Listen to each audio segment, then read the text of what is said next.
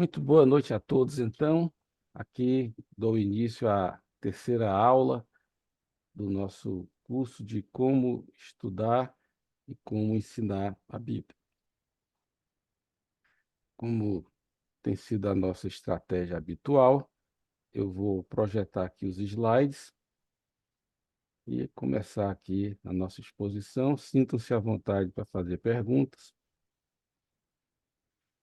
tanto usando o microfone, como também se quiser usar o bate-papo. Muito bem. Então, hoje, agora, né, como está aí na tela, espero que vocês todos estejam enxergando bem. É a terceira aula, 13 de maio, e só para nos situar, já tivemos duas aulas. Hoje é a aula, né, de número 3, e a próxima, então, daqui a 2 semanas, no dia 26. Eu queria só revisar aqui a aula anterior, e esse é o slide com o conteúdo da aula anterior.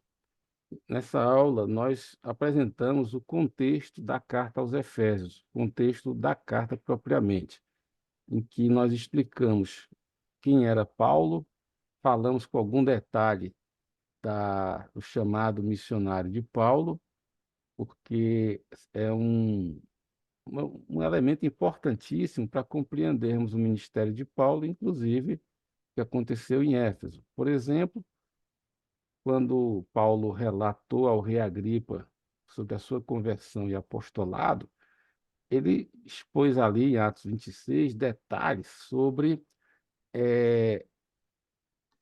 a missão que Cristo deu a ele, que foi de trazer os gentios das trevas para a luz e de debaixo do poder de Satanás para Deus. Em outras palavras, no relato de Paulo ao rei Agripa, Jesus deixa claro para Paulo que os gentios estavam na escuridão, porque não tinham Cristo, que é a luz, não tinham a palavra de Deus, que é a lâmpada, estavam debaixo do poder de Satanás, porque todos os povos estão dominados por Satanás até que o evangelho de Jesus entre e arranque a pessoa, a família, o povo, que seja, debaixo do poder da autoridade do inimigo. E em Éfeso, na história da igreja em Éfeso, esses aspectos aparecem assim, de forma até dramática, né? Conversões e milagres e exorcismos e tudo isso. Também expusemos na aula passada um pouco da história da igreja em Éfeso, que não foi começada por Paulo, mas ao chegar em Éfeso pela segunda vez, na primeira foi muito rápida, Paulo encontrou discípulos com conhecimento e experiência parciais, e Paulo então começou a ensinar a versão completa e levá-los a uma experiência completa do Evangelho com Cristo. Também na aula passada nós discorremos sobre os principais temas da carta, e aí eu expus um resumo de que na carta aos Efésios nós temos no mínimo 66 referências a Jesus, em 6 capítulos. Então, não há o que sofismar, o que discutir. Cristo, a expressão em Cristo aparece 20 e tantas vezes, a expressão de Cristo até um pouco mais. Só aí já vão quase 50 ocorrências de referências a Cristo, né? Então, a carta é muito em Cristo, de Cristo, por Cristo e outras ações do próprio Senhor Jesus. E ilustramos 2 princípios de interpretação, que é o contexto. Tudo tem que ver o contexto. Não, nada faz sentido sem contexto, né? Se eu disser para vocês um número, 1%, 1% é muito ou é pouco? Você não sabe se é muito nem se é pouco. Se acontecer, se o Covid tivesse matado 1% da população brasileira, teria sido uma tragédia. Mas se você for construir uma casa e gastar só 1% a mais do que você imaginou, você pode comemorar, amigo. Então, tudo tem a ver com contexto, absolutamente toda informação. E o outro princípio, que nós vamos voltar a ele hoje, é o da integralidade das Escrituras. A Bíblia forma um todo monolítico, são 66 livros, mas, afinal, compõem um, um pacote só. Eu vou detalhar isso um pouco mais. Então, foi esse o contexto da carta aos Efésios, no anterior, e nós ilustramos isso, do contexto, com os dois primeiros versículos, em que Paulo se apresenta como apóstolo de Cristo e se dirige aos santos em Éfeso, portanto, a história da igreja em Éfeso continua com essa carta, e ao falar de Éfeso, fala de uma cidade. Eu vou só recapitular um detalhe interessante da história de Éfeso, e aí já começamos a aula 3, que é o seguinte: quando pesquisamos a história de Éfeso, há indicações de que a, aquela cidade teria sido fundada muitos séculos atrás por uma comunidade de mulheres guerreiras, as Amazonas. Tempos depois vieram os gregos e ali estabeleceram um templo para o culto à deusa Ártemis. E, na sequência, quando os romanos conquistaram os gregos, os romanos trocaram Ártemis por Diana. Mas reparem, assim, e o que eu esqueci de comentar agora é que as Amazonas, elas fizeram um templo à deusa Terra, a deusa da terra. Então, olha só, Amazonas, uma comunidade feminina adorando a imagem feminina. Vem os gregos e estabelecem adoração a uma deusa, Ártemis. Aí vem os romanos, trocam Ártemis por Diana e segue a adoração à figura feminina. E aí vem o evangelho, acaba com tudo isso até certo ponto, e a venda de estatuetas da Diana caiu tanto que nós temos em Atos 19 a história da rebelião do Demétrios. Só que, no ano 431 da era cristã, não sei se foi o terceiro ou quarto concílio geral da igreja, foi em Éfeso. E o que aconteceu nesse concílio? Eles, nesse concílio, rejeitaram um ensino de que dizia que Maria era mãe só do corpo físico de Jesus, e faz muito sentido. Maria gestou no ventre dela o corpo de Jesus, mas Jesus existia muito antes de Maria, ora bolas. Mas essa doutrina que entrou como heresia no nestorianismo, no concílio em Éfeso, eles decidiram que Maria é mãe de Deus. Foi em Éfeso, no concílio da igreja em Éfeso, que Maria foi proclamada oficialmente mãe de Deus. Então você vê que essa adoração à figura feminina contra-atacou na história, ao ponto de que algum tempo depois, agora não tenho a data, a igreja e a cidade de Éfeso foram varridas. Quando Jesus falou no Apocalipse para a igreja de Éfeso que se não se arrependesse, ele removeria o candelabro deles, eles caíram nessa mariolatria e o candelabro deles foi removido, acabou-se a igreja em Éfeso. Não sei exatamente em que ponto da história. Fica aí para vocês pesquisarem a história. Mas percebam que a guerra espiritual, a potestade, tirar os gentios da potestade de Satanás para Deus, não é uma mera doutrina. Foi um embate que se refletiu na história. Que se refletiu na história. E eu desconfio que quando Jesus avisa a igreja de Éfeso, em Apocalipse 2, para se arrepender de ter abandonado o primeiro amor, eu desconfio que tem correlação com isso. Mas isso aí é um assunto que eu não estudei em tanto detalhe. O que eu sei é que o império, o culto da figura feminina contra-atacou em Éfeso e de lá para cá contaminou a igreja católica e ortodoxa com o culto a Maria. Muito bem, vou voltar aqui e agora sim começar de fato a nossa aula de hoje, a aula 3. Mas acho que repetir às vezes ajuda a, a fixar. Aí que eu estou aqui, deixa eu só me organizar melhor, que houve aqui uma... Não, cometi um erro aqui. Eu vou compartilhar a tela, mas é para compartilhar o slide, Horácio. Compartilhar o o slide.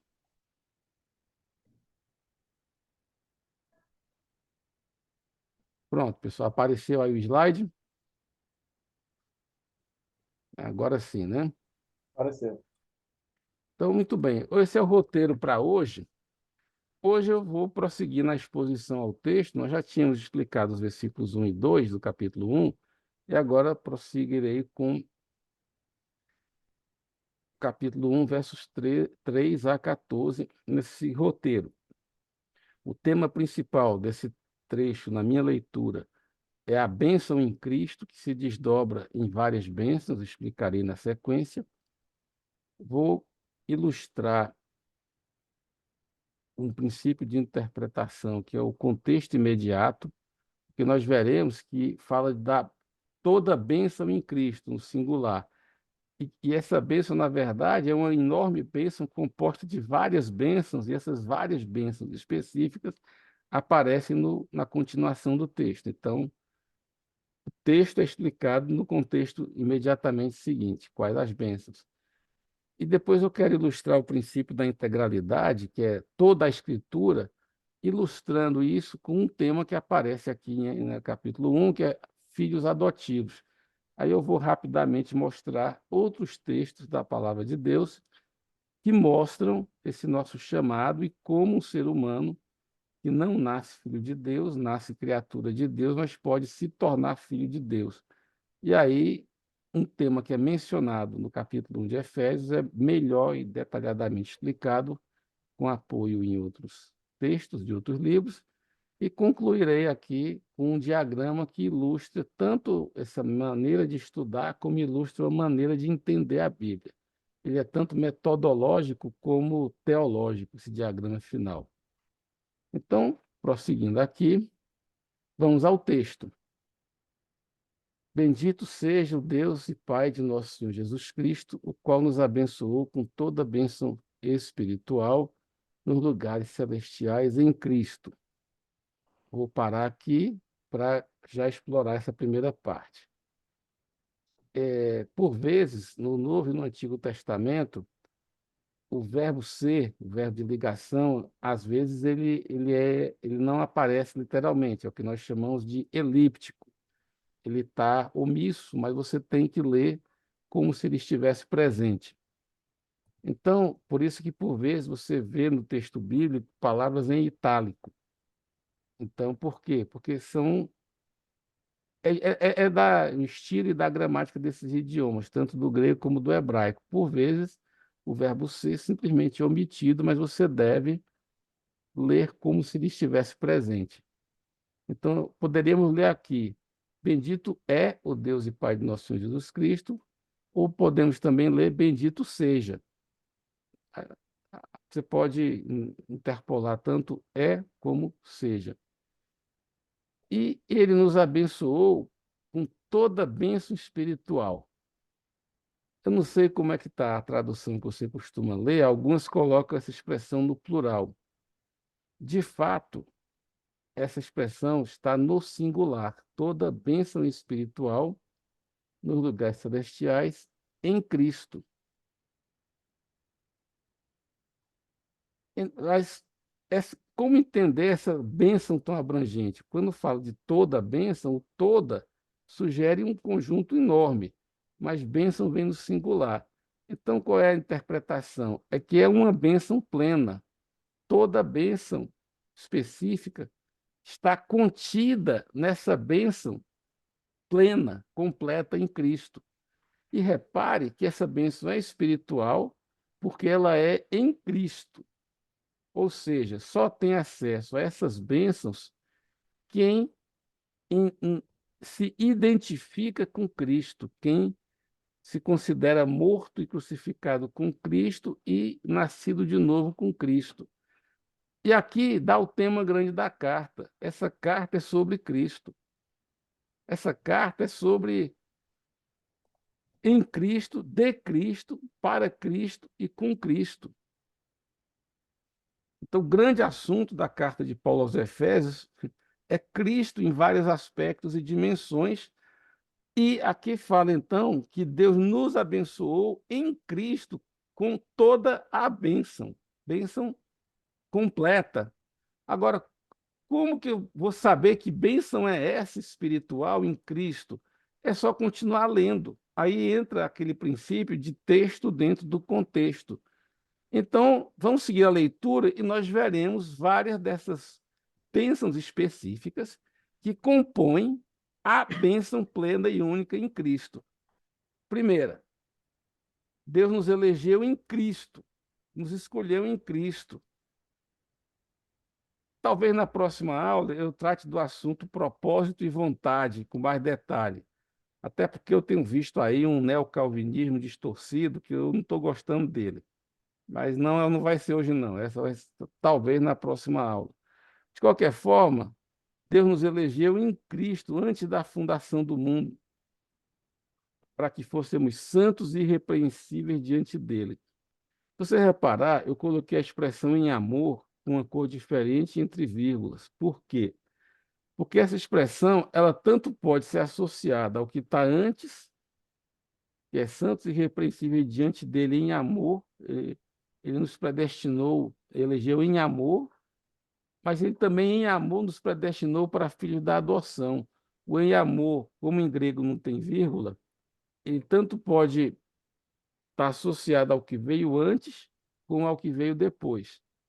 E como as duas coisas fazem sentido, eu acredito que devemos interpretar o em amor como aplicável tanto ao que vem antes como ao que vem depois.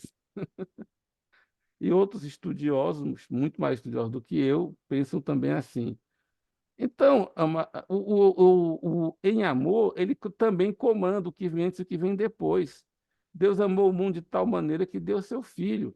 Deus, que a nossa predestinação, Pedro diz, é segundo a presciência de Deus, Deus já sabe de antemão quem vai escolhê-lo, e ele escolhe ainda antes aquele que de antemão sabe que vai escolhê-lo, está em 1 Pedro, ele nos deu um destino em amor. O amor é a mola mestra da ação de Deus e de Cristo.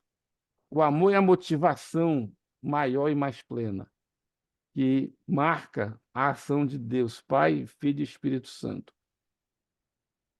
Agora, adoção, filho de adoção por Jesus. Através de Jesus, nós podemos ser adotados filhos. Outra parte da bênção. Eleitos nele, em amor. Em amor, adotados através de Cristo. E ele nos fez agradáveis a si mesmo no amado, ou seja, em Cristo. Em quem, ou seja, em Cristo, temos a redenção, pelo seu sangue, a remissão das ofensas. Meus queridos, minhas queridas irmãs, isso aqui é Jesus em Jesus, em Jesus e por Jesus o tempo inteiro.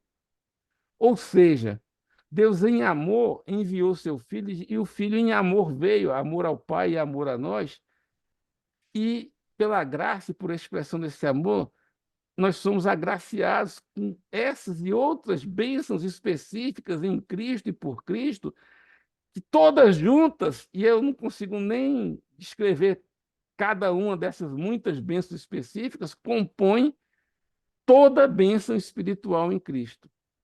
Percebe que há um todo que se desdobra em várias bênçãos específicas. Aqui tem um palavreado meio incomum, né? Segundo o beneplácito da sua vontade.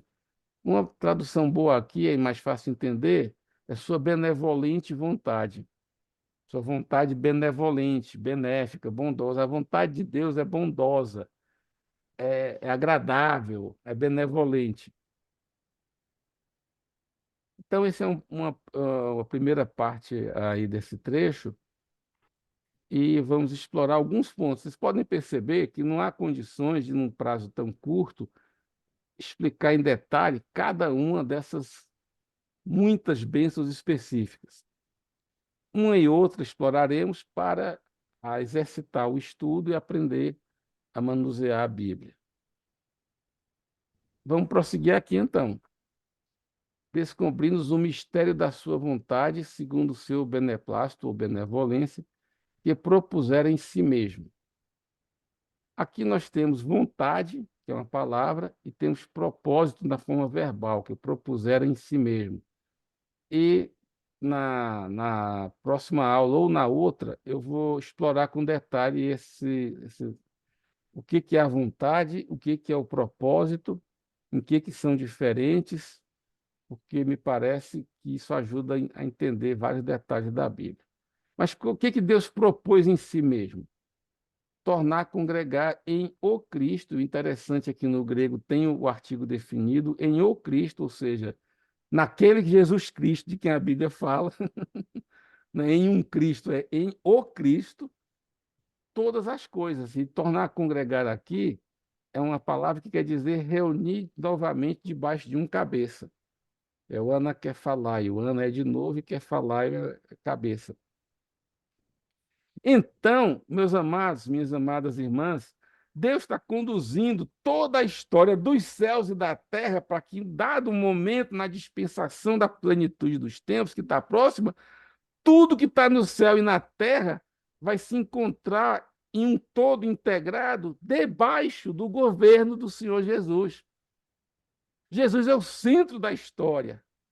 Jesus, ele é o grande autor da criação. O Pai e o Filho e o Espírito Santo atuaram na criação, mas principalmente o Filho. E sem ele, nada do que foi feito se fez. Ele é o Alfa e o Ômega. A Bíblia diz também em Colossenses que nele tudo se sustenta, toda a criação, ele é o sustentador da criação. Então, vocês podem ver que tudo começa com Cristo, tudo se sustenta em Cristo e por Cristo, e tudo converge para Cristo. Ele é o princípio, ele é o fim, ele é o criador, ele é a vida, ele é o sustentador. Jesus é o grande contexto da eternidade para efeito do nosso humano. Qual é o contexto que domina tudo, a história, a igreja, a Bíblia, a criação, a nova criação, o novo céu, a nova terra? Dele, por ele e para ele. São todas as coisas.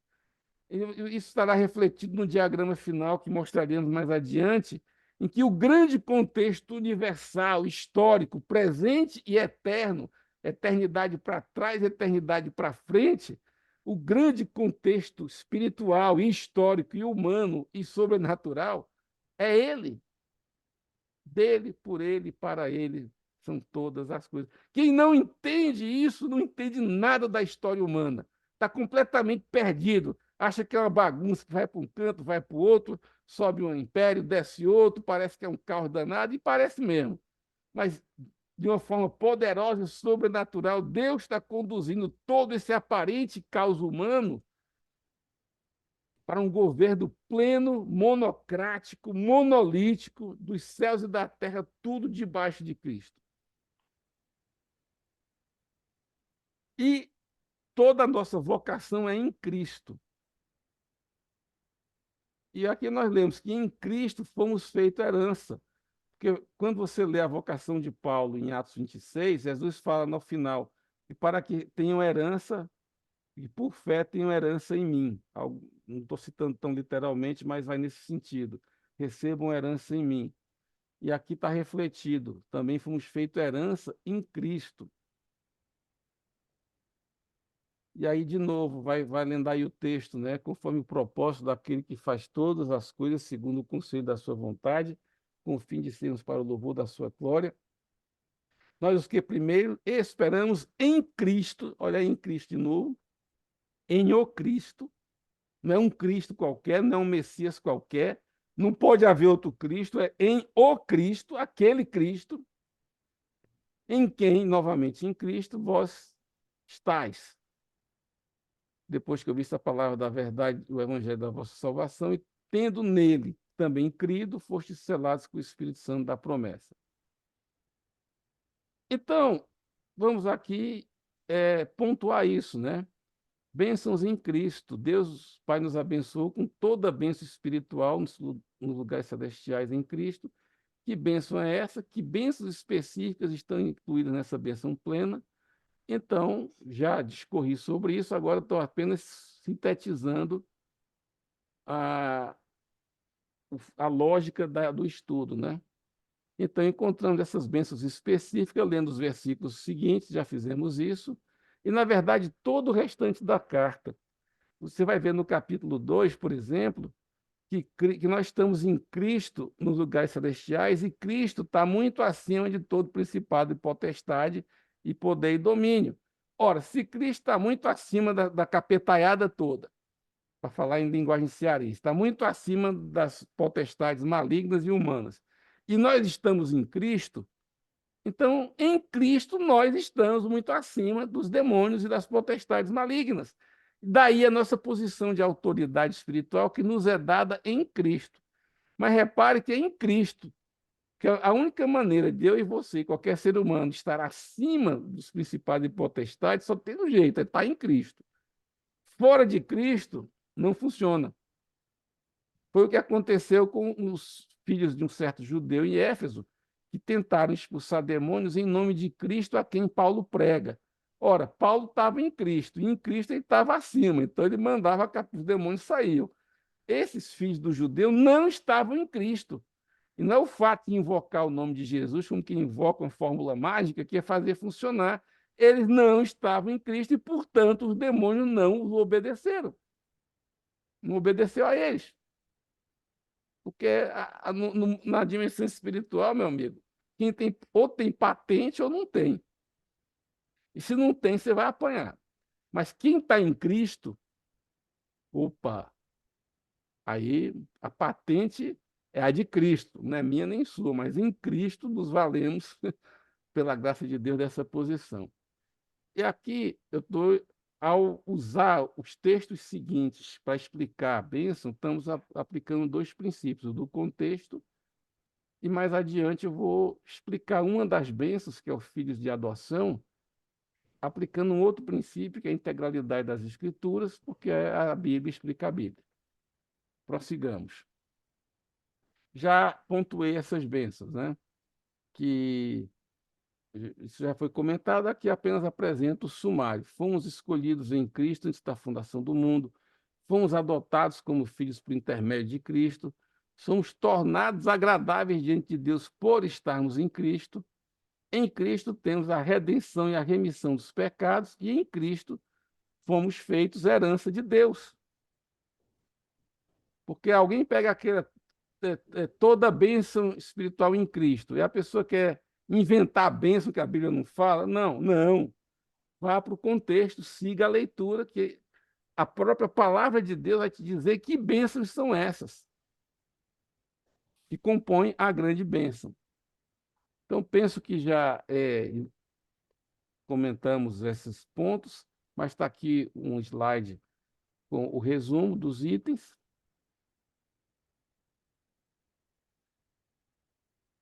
E há bênçãos em Cristo que estão em outros capítulos da carta. Por exemplo, capítulo 2, versos 4 a 6, vamos ler aqui. Mas Deus, que é riquíssimo em misericórdia, pelo seu muito amor com que nos amou, estando nós ainda mortos em nossas ofensas, atenção, nos vivificou juntamente com Cristo, pela graça sois salvos, e nos ressuscitou juntamente com Ele, e nos fez assentar nos lugares celestiais em Cristo Jesus.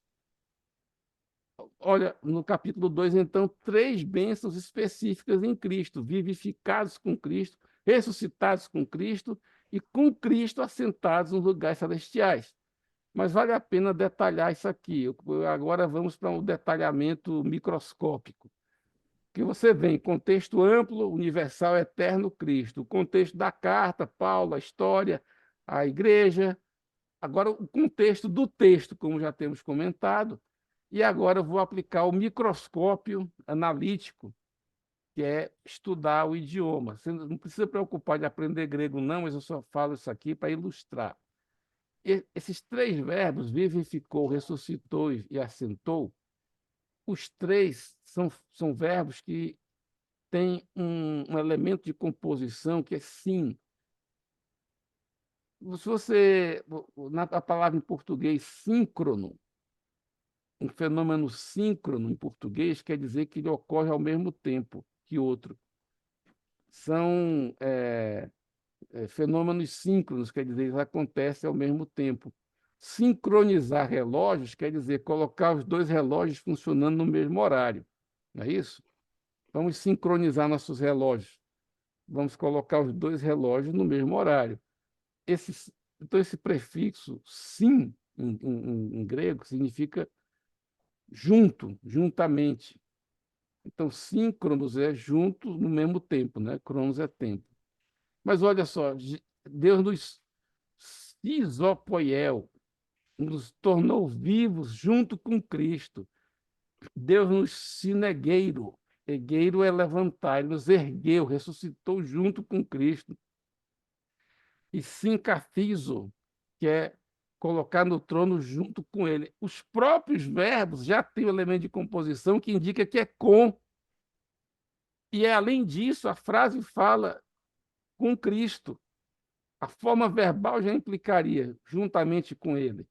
Mas, ainda assim, Paulo, enfático, se eu voltar aqui, nos vivificou, o vivificou já é co-vivificou. Mas aí Paulo, para deixar claro, lhe acrescenta juntamente com Cristo. Nos ressuscitou, nos co-ressuscitou com ele, algo assim. Então, quando a gente vai para a análise microscópica da semântica e da forma verbal, aí nós ficamos ainda mais maravilhados. E esses três verbos estão num tempo verbal grego chamado aoristo, que, no modo indicativo, ele indica uma ação completa, mas cujos efeitos duram até hoje. Para quem estuda gramática, o nome bonito disso é aoristo ingressivo. É um fato que aconteceu e é completo, mas nós ingressamos em um novo estado graças a esse fato. O efeito dura.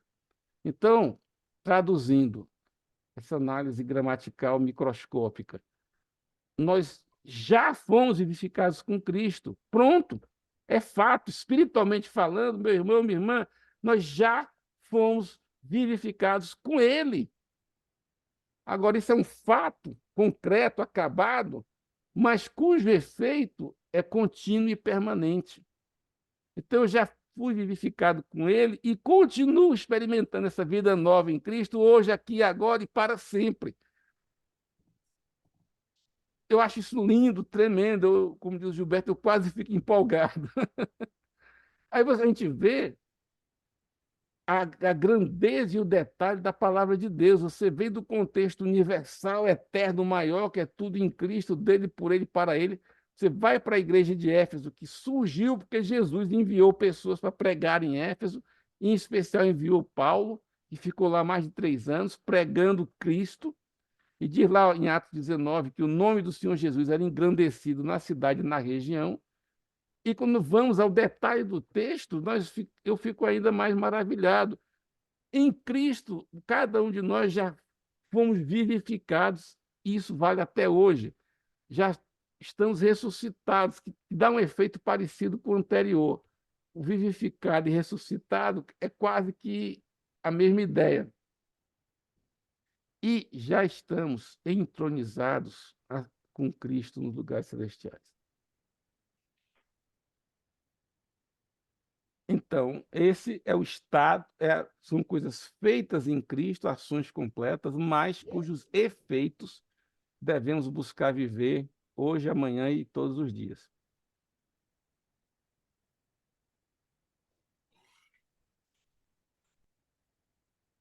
E passo aqui a comentar um outro princípio de estudo e de interpretação da Bíblia, que é o princípio da integralidade, toda a Escritura.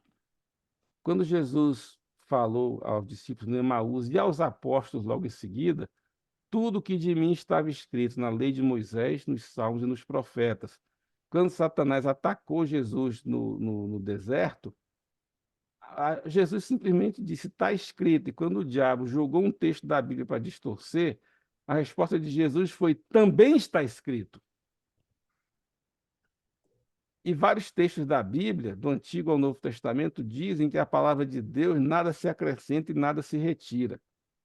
Alguns estudiosos, alguns rabinos, eles até vão um pouco longe demais, talvez, mas ilustra esse princípio da integralidade da Bíblia, que como o hebraico antigo ele era escrito sem intervalos entre as palavras, eram blocos de letras continuamente conectadas, em toda a Torá originalmente era escrita assim, então eles diziam que a Torá, na verdade, era uma única palavra, que começava em Gênesis 1 e ia até o último versículo de Deuteronômio, porque não havia espaçamento entre as palavras na maneira que a Torá foi escrita. Eu não iria tão longe fazer questão disso, mas ilustra de forma mais enfática esse conceito de que a Bíblia é um todo monolítico e integrado.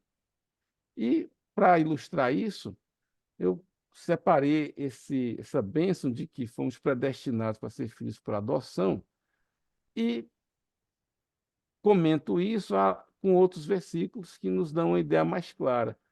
Em João 1, versículo 12, diz que todos quantos o receberam, no caso o Verbo que se fez carne, receberam o poder, a capacidade, o milagre de se tornarem filhos. Nós não nascemos filhos de Deus, como erradamente me ensinaram quando eu era criança. Todos somos filhos de Deus. Não. Mas todos que recebemos Jesus como Senhor e Salvador, junto com isso, há um poder que opera em nós e nos torna filhos e, portanto, filhos por adoção. Tanto é que em Romanos 8, 15 e 16, lá Paulo explica que nós recebemos o espírito de adoção, pelo qual clamamos, Abba, Pai. E, se vamos para 1 Pedro 1, 23, fala que nós fomos gerados novamente pela palavra do Evangelho, um novo nascimento, o que harmoniza com João 3,3, em que Jesus fala a Nicodemos, para ver o reino de Deus tem que nascer de novo. Então, aqui é uma ilustração desse princípio importantíssimo da Bíblia como um todo integrado. Então, quando juntamos todas essas passagens, então nós começamos a montar uma doutrina sólida de que, quando recebemos Jesus, quando acolhemos a semente do Evangelho em nosso coração, de fato e de verdade, nós experimentamos um novo nascimento espiritual na água e do Espírito, somos gerados novamente e, por isso, temos uma nova vida em Cristo, somos vivificados com Cristo por esse novo nascimento e ressuscitados com Ele. O que Paulo vai detalhar em cartas como Gálatas e Romanos também, que ele não detalhou aqui em Efésios, é que é crucificados com Cristo e ressuscitados com Ele. O detalhe do crucificados com Cristo está implícito aqui, mas não está explícito. Então, aí sim, me tornei filho de Deus, filho por adoção, porque eu fui gerado de novo em Cristo pela palavra do Evangelho. Então, eu sou uma nova criatura. O velho homem vai para a cruz, tem que ficar lá. É isso que é interessante. Os tempos verbais no grego falam de ações completas, mas que o efeito permanece. O meu problema é que o meu velho homem foi crucificado, mas ele não gosta de ficar na cruz, ele quer sair de lá, ele esperneia, quer retomar o domínio, mas por fé eu digo, já estou crucificado, e a minha luta é para continuar crucificado. É o efeito que tem que durar, mas que está feito, está. Que a bênção me foi dada, foi. Então, aqui ilustra o princípio da integralidade da Bíblia. A Bíblia é um todo monolítico. Nada se acrescenta e nada se retira, e ela é a grande fonte da explicação da Bíblia, é a própria Bíblia. Tem gente que refuta isso, diz, não, como é que você acha que você pode comparar um livro escrito séculos antes de Cristo, por outros autores, comparar com um livro escrito depois de Cristo, por outro grupo de autores, são livros independentes, separados, e tá. Pura bobagem. Jesus disse, todas as escrituras falam dele. E Jesus falou, e isso eu expliquei na primeira aula, que a menor letra, nem pedaço de letra das Escrituras vai deixar de se cumprir. Então, se eu creio em Jesus, a minha fé nas Escrituras vem como parte integrante, inseparável da fé em Jesus. Não dá para dizer que creio em Jesus e rejeito as Escrituras. Sinto muito, não funciona. Pelas palavras dele mesmo. E então fica aí ilustrado. Eu diria que ao mesmo tempo são princípios de interpretação bíblica e de estudo bíblico. Então eu tenho que conhecer a Bíblia inteira. Se você nunca lê a Bíblia inteira, está atrasado, está atrasado. Já devia ter lido. Mas dá tempo, você ainda pode correr atrás. E com isso eu chego a algo, a esse diagrama. Esse diagrama, ele ao mesmo tempo, ele propõe um método, mas também ele é uma estrutura principiológica de como estudar a Bíblia. Ele é ao mesmo tempo metodológico e teológico. Vamos aí. Primeiro, grande camada, já expliquei até com alguma ênfase hoje, que o contexto universal e eterno é Cristo. E eu posso enfeixar vários versículos da Bíblia que apontam para isso. Mencionei alguns hoje, talvez para a próxima aula eu vou fazer uma lista de passagens que sustentam e que demonstram que essa primeira grande camada dominante, eterna, universal, é Cristo. Alfa, ômega dele, por ele, para ele, na dispensação da plenitude dos tempos, enfim. Agora, a grande fonte de revelação de Cristo é as Escrituras como um todo integrado, um conjunto integrado e monolítico. Tudo que de mim está escrito. Se a lei de Moisés, os salmos e os profetas falavam de Cristo, o Novo Testamento é covardia. Como eu já mencionei alguns números, na carta aos Efésios são 66 referências a Cristo, em 6 capítulos. O nome de Jesus aparece mais de 900 vezes no Novo Testamento. E eu podia enfeixar números e números dessa ordem, porque é avassalador o predomínio de Cristo como tema do Novo Testamento. Ele é simplesmente avassalador. O que vier em segundo lugar não chega nem perto. Jesus é o primeiro, não é por uma margem pequena, é por um domínio quase.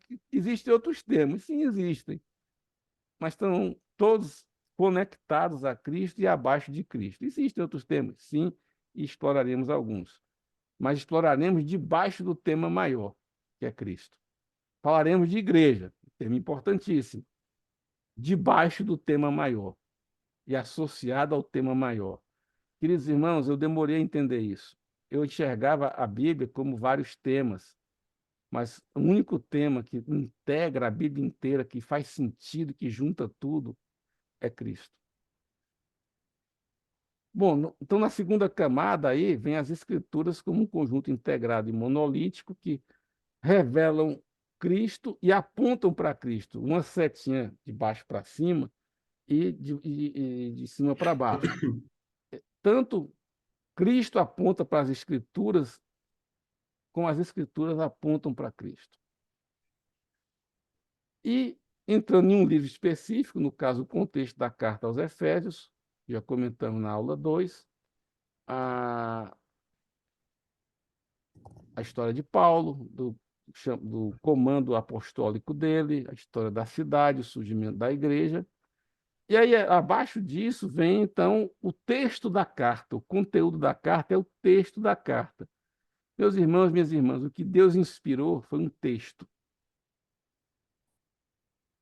O que nós chamamos de escrituras sagradas são os textos dos livros inspirados por Deus. Que nós, então, chegamos ao nível agora, o quarto degrau de cima para baixo é o conteúdo, é o texto. E temos que entender cada coisa dentro do contexto, dentro do texto. Como ilustrei com a bênção, toda a bênção, desdobrada em várias bênçãos. Aí espero ter ajudado a ilustrar isso. Mas também, da carta, você volta para as Escrituras, pelo princípio da integralidade da Bíblia. Então, eu peguei um texto aqui da carta, vou botar a setinha aqui, ó, que foi filhos adotivos, e com auxílio dos outros textos da Escritura, eu voltei para outros textos para entender melhor esse assunto. Então, você movimenta aqui de cima para baixo e de baixo para cima. Para entender um texto, eu tenho que ir para o contexto da carta e, por vezes, para a Bíblia inteira, para, afinal, entender como que Cristo está ali. E eu ilustrei também, naquele caso dos três verbos com o prefixo sim, que eu comentei as implicações do tempo verbal ali, é análise gramatical detalhada, que é a semântica, morfologia e sintaxe. Se você for estudar livros de hermenêutica, os melhores vão te falar do método de interpretação gramatical histórico, que é uma combinação desse nível aqui, do contexto da carta e da história, passa pelo texto e vai para a análise gramatical. Então, o método gramatical histórico foca mais ou menos o miolo desse meu diagrama. Mas eu estou propondo um contexto ainda maior que a escritura inteira e ainda maior que o próprio Cristo. E tudo isso tem que levar para uma coisa que está na saída do diagrama, que é sermos transformados à semelhança de Jesus, em caráter, palavras e obras. Porque se eu estudar tudo isso, com todo esse detalhe e riqueza, e eu não experimentar a transformação na minha vida, então para quê? Não adiantou nada. Aliás, pode até atrapalhar, porque eu estou acumulando conhecimento da palavra, conhecendo a verdade, não praticando a verdade, e, portanto, acumulando juízo na minha cabeça. Não acho uma boa ideia.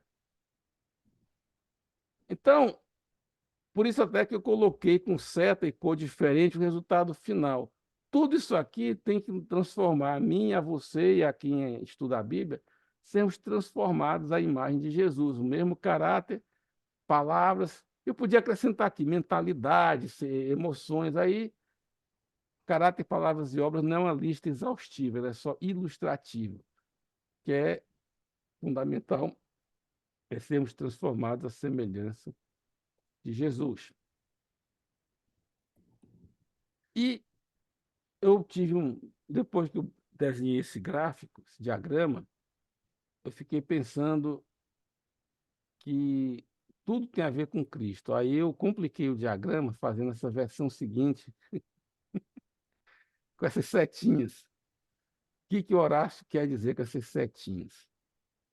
Primeiro é que Cristo se revela em todos os níveis. Cristo se revela ou é encontrado na Bíblia inteira, no contexto, no conteúdo, por vezes na análise gramatical. E, de volta, cada um desses níveis de estudo deve se pendurar em Cristo, apontar para Ele e revelá-lo. E aí são as setinhas do lado direito, né? Apontando de volta, essas setinhas laterais aqui, né? Eu coloquei os diagramas separados, porque esse segundo dá uma certa complicada. Mas se você ficar com o anterior, eu já estou satisfeito. Isso aqui tanto é um método, como é uma maneira de pensar, como tem dois grandes pressupostos teológicos embutidos aqui, que nos 5 princípios da reforma, eu estou destacando aqui implicitamente dois, que é solo Cristo, somente Cristo, isso está no diagrama maior lá em cima, na degrau maior, e sola Escritura, que está logo abaixo. Agora, para mim, sola Escritura também quer dizer, eu não sei dizer o latim, tá? Sola Escritura é só a Bíblia. Eu não sei a expressão que seria em latim para toda a Escritura. Aí o latim não está na minha área de estudo. Então, pessoal, concluo aqui a exposição de hoje. Eu vou interromper agora a gravação para que possamos conversar mais à vontade.